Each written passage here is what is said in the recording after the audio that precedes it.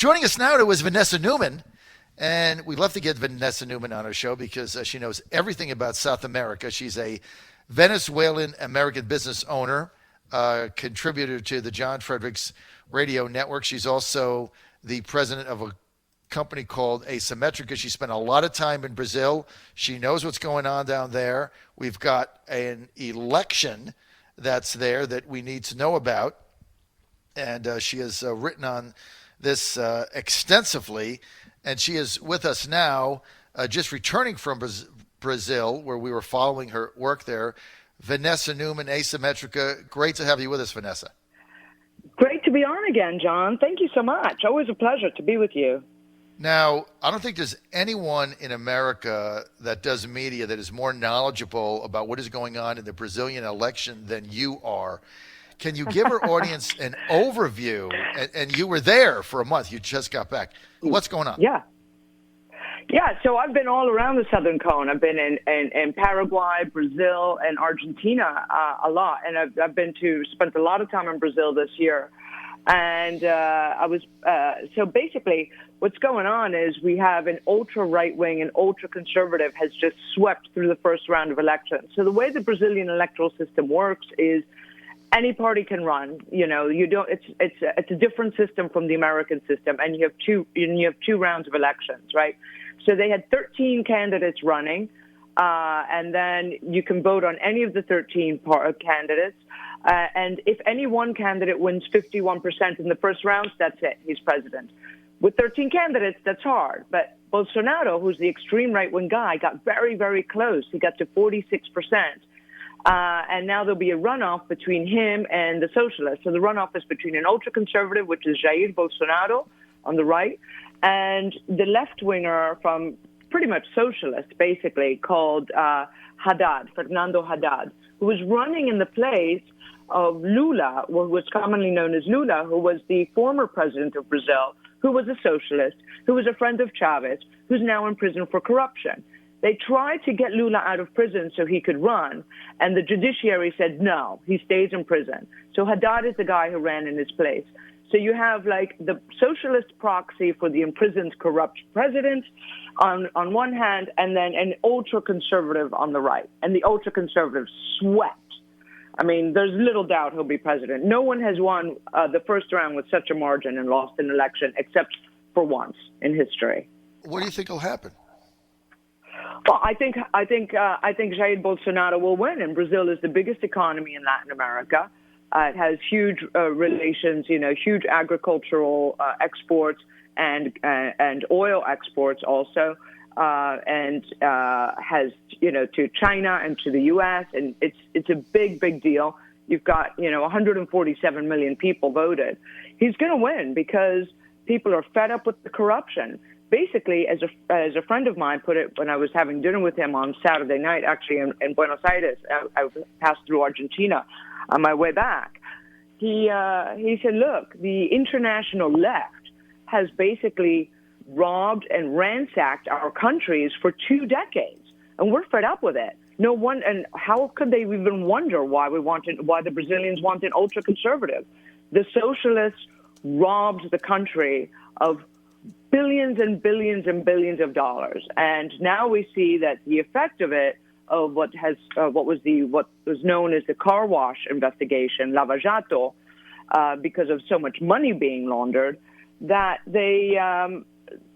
basically over 1 million people have lost their jobs because the companies have been shut down. The entire political system is discredited. So the votes for Jair Bolsonaro was basically an anti-establishment vote. So people are comparing him to Trump because he's an outsider. I mean, he's sort of an outsider. He's been in the political system for a long time, but he's been a fairly minor senator, and he was never, had this profile to run at this level. But he became a hero because he said, I'm going to get rid of the corrupt, I'm going to drain the swamp, right? And I'm going to establish security, I'm going to close the borders, no more immigrants. I don't want get rid of the Middle Easterners running around that the rest of the establishment won't call terrorists, because Brazilians won't admit that they have terrorists in their borders, but he does. And so he's promised anti-corruption and security and right-wing values, and he's going to win. So, I mean, he got 46%, right? And I think I'm doing this from memory, and I think the rival, the second place finisher, Haddad, as you said, got 28, 29%. So on paper, this looks like a very daunting task for candidate Haddad to get to 50% plus one in a two-person runoff. I mean, Bolsonaro is... Yes and no. Well, what will happen is, so what happens in the second round election is all the other candidates go behind Haddad, right? So everybody else, they're hoping that if they all join together and they'll do an everyone against Bolsonaro campaign, that they can pull together and win. So that's the gamble, right? So now you'll have, in the second round, Bolsonaro will be running technically against one other candidate, but really against the 12 other parties that will align. So the vote won't be fractured. So they're hoping they'll win. But everybody I have spoken to and what I have seen myself while I was down there, Bolsonaro will win. It's very, very hard to overcome that kind of lead. And so what happened there is also similar to what happened in the U.S. with the Trump election, which is that the polls were wrong initially. A lot of the vote pro-Bolsonaro, which we were sort of anticipating, there was a lot of sort of secret vote. Because when the poll takers called, one thing, what I don't like about him, and he's so right-wing, he's anti-women, and vociferously. I mean, he had said, I had 4 sons, and then I made a mistake. I had a daughter. He considers women genetically inferior. So obviously, I'm not happy with that. But he will win, and there's no, what has happened is a lot of people came out and they said, they didn't say to the pollsters, I support Bolsonaro, but when they hit the polls, they voted for him. And we expect now that he's viewed as the strong man, not just the strong man in what he said and his platforms of anti-corruption, security, and a return to old school values, is the fact that he's now the strong man electorally. So that in and of itself tends to generate momentum, and we expect that the runoff will be October 28th, we expect that he will win. Now, what it means for us here in the U.S. is going to be interesting, because we all understand now, why Brazilians want this guy, right? Whether you agree with his policies or not, you can understand why they voted for him, right? So, but he knows nothing about foreign policy, like nothing. I mean, and he has zero understanding of the U.S. So he's going to have to get a good team to advise him and tell him how to deal with the other people, with the other people in the region, all the other heads of state. Now, it means also that we have the U.S. the U.S. has more friends now in the region because you have a lot of right-wingers. There's been a shift away from socialism and more towards the right. You have Ivan Duque won in Colombia. He's right-wing. Bolsonaro is going to win in Brazil. We have a right-winger in Chile, Piñera, who's a billionaire. You have a right-winger in Argentina, which is Macri. And, the map is filling in to be pro-U.S. Because that's what right-wing means in Latin America. It means pro-U.S. What a change in such a short period of time. But then reconcile that with Mexico that went in the exact opposite direction, Vanessa. Yes, exactly. I mean, how do you get that? Exactly. So Mexico is very interesting because they have also security and corruption problems. So, if you want to sum up what's going on in Latin American politics, it's the corruption stupid. Okay? That's right. The tagline. It's the corruption stupid. So basically, end the violence.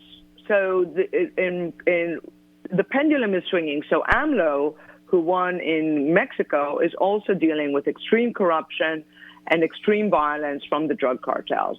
You had some right-wingers who militarized it, who did what Bolsonaro is suggesting he wants to do in Brazil.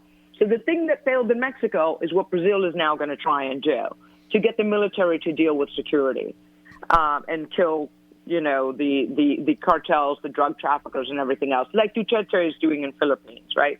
So that kind of strongman. So what? That resulted in a disaster for Mexico. So they went the other way, and they're voting for guys. He will give amnesty to the drug cartel. Right, they went the exact Legalize opposite some of the direction because he wants to give amnesty and make drugs legal so that he doesn't have to fight them. So exactly, so that he doesn't want to fight them.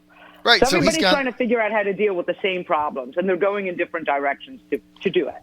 So let's get to that. We're with Vanessa Neumann. She's the president of Asymmetrica. She is an expert on South American politics. She's been all over the world.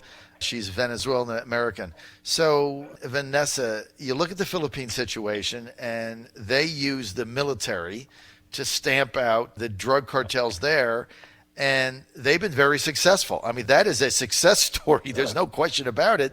Their military, it worked, and now Brazil wants to do the same thing.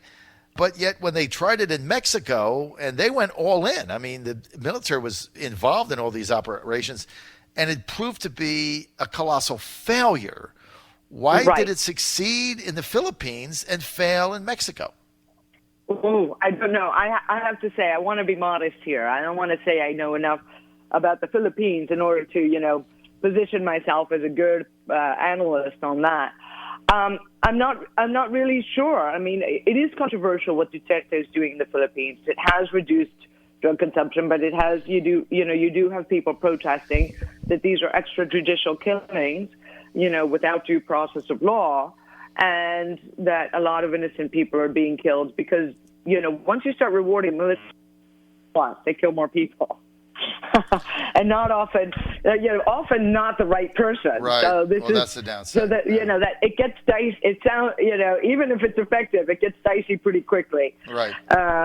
So why it didn't work, I don't know, because I think in Mexico, what seems to be is it basically became an arms race.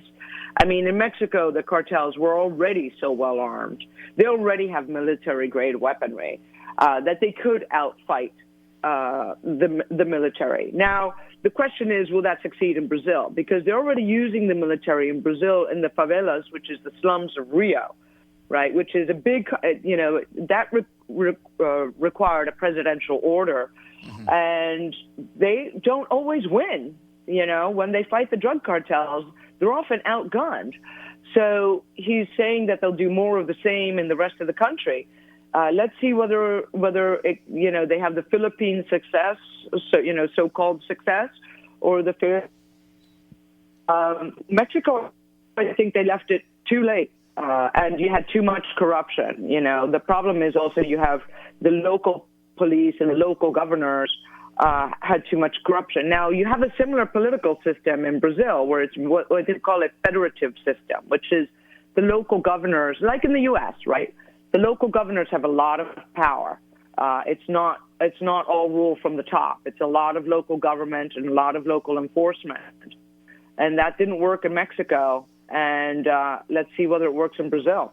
Well, I think there is a difference, and you pointed it out, and all the experts that have studied that have said that the Mexican military was way behind in arms. They were outgunned, and the biggest problem they had, and you just nailed it, is they would go in and pursue in areas, and the local authorities were being paid off by the cartels, so they were tipping off the cartels about all of the military operations, where they were going to hit, where their movements were, and they had better weapons, and they had the intel being fed to them by basically the spies that were part of the local law enforcement apparatus that were all on the take.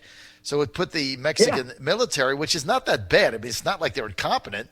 I mean, the way they're rated is about in the middle of militaries in the world. I mean, they're pretty well trained, but it's like they had got a significant amount of training and intelligence also from the U.S. I mean, right. You don't often hear about it, but there has been a great deal of collaboration between the U.S. and Mexico because this is a common problem for both countries. So, there is, it's very complicated in Latin America. You don't want to broadcast that you're working with the Yankees, too much, because then it looks a little bit like you can't run your own affairs and what are you doing taking orders from the Americans. Right. But in reality, we know that they've been working with the Mexican military, and they share intelligence because of this. So they have done a good job. But as you say, the spies and the people working for the cartels. I mean, Los Zetas is an entire drug cartel basically founded from former special forces, right? So these are former military special forces that splintered off, got paid more by the cartels. They were the sicarios, which is the assassins for a different cartel. And then they said, hey, we can do this on our own, and establish their own cartel. So these guys really know what they're doing, you know? Really unbelievable. It seems like Bolsonaro has tapped into the desire for changing the status quo for Brazilians. You know, it looks like people forget 1 in 4 out of every Brazilian voter is an evangelical. And I understand, I think I read 85 or 90% of federal lawmakers are evangelical. So this is a very Christian nation. And I think they're just tired of this. I don't see how the Workers' Party candidate overcomes this deficit. I mean, that would be shocking to me when you get 46% and your closest rival is 29%. I mean, of the other people that voted for the other candidates, there's at least 5% in there who just don't like Haddad and they're not voting for him. If Bolsonaro gets his people out again, he's going to win. Well, you hit a very interesting point there, because there's another changing dynamic in Latin American politics, right? So the two issues across the region, I mean, I don't want to paint every country with the same brush, but if you want to generalize, there are some things you can generalize on. Corruption and security, right? So those are the two issues. So aside from that, you hit on the other important issue, which is the rise of the evangelical voter. So a lot of these countries, most of them, I'm hard-pressed to think of one other than Cuba, are mainly very Catholic. But now we're seeing something else, which is a bit more evangelical. It's a form of Catholicism, but it's very much about spreading the word of God. It's quite public. It's evangelical, adults being baptized in rivers and all of that. And that's a new dynamic that we're seeing in Latin America. You've always kind of had that, and it has been in the sort of smaller local villages. And you'll see it, and you'll even see it in parts of the U.S. If you go into very Latino neighborhoods, you'll have evangelical churches, and they call themselves cristianos as opposed to católicos, right? So they say they're Christian rather than Catholic, but it's kind of next door to Catholicism. And you're seeing that in Brazil was the biggest example because it's the biggest country, so it stands out the most. And as I said, we had 147 million voters on Sunday. But you're seeing it across the region. You also saw it in Colombia, in Ivan Duque's presidential run just, this summer. So they're changing the panorama too. And they're viewing, and that's part of what's driving the shift to the right, is the rise of evangelical practice is also driving the anti-left and the return to very conservative values. But it's also another way of spreading the same type of political ideology. So they're getting very intertwined, the politics and the religion. And they view themselves as being on a mission, on a mission to purify the political system by bucking the system. They're becoming a force unto themselves, and it's going to be interesting to watch. I'm not sure exactly how this plays out, but if Latin America teaches us anything, is that the pendulum always swings. Well, it's swinging now. We're going to see how this turns out. When is the runoff, Vanessa? What is the date? October 28th. October 28th. Yeah. October 28th. 28th. So in a couple of weeks. So we will know quite quickly. Yeah. So, and every country, when you have like a first round and a second round election, the second round is about like 3 weeks later, right? So, because you want to bring it to a resolution, it gives the parties enough time to do a bit of, messaging and a bit of I support this one and not that one, and to form their coalitions. But you want it resolved quickly. So I think that by the end of October, we're going to have Bolsonaro in office, and he's going to take a hard line. Now, he's also going to take a hard line against Cuba, against Venezuela. They also have a problem with this Venezuelan migration coming across, and they've got refugee camps in the jungles, in the Amazon jungle there. And Bolsonaro's going to want to crush that problem. I mean, he's literally, that's the terms in which he speaks. So if, the U.S. is going to have an ally on that front, but he's going to need to get a lot of advice, and, maybe there's a possibility to see, to make a friend out of him, if possible. We're going to see where he stands. Since he doesn't have a foreign policy, we can view that as an opportunity. It's going to be very interesting. We're going to have you back next week and the week after that to keep following this. This is a fascinating election and certainly a time of change in Brazil and, as you said, Vanessa, all across South America. Vanessa, if people want to follow you and get more information, where do they go?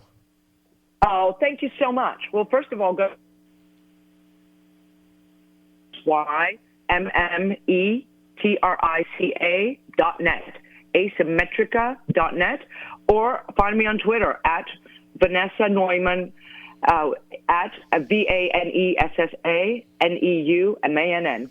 The Milwaukee Brewers, a very dangerous team. I'd rather face the Dodgers. John Fredericks Radio Network. We'll see you tomorrow.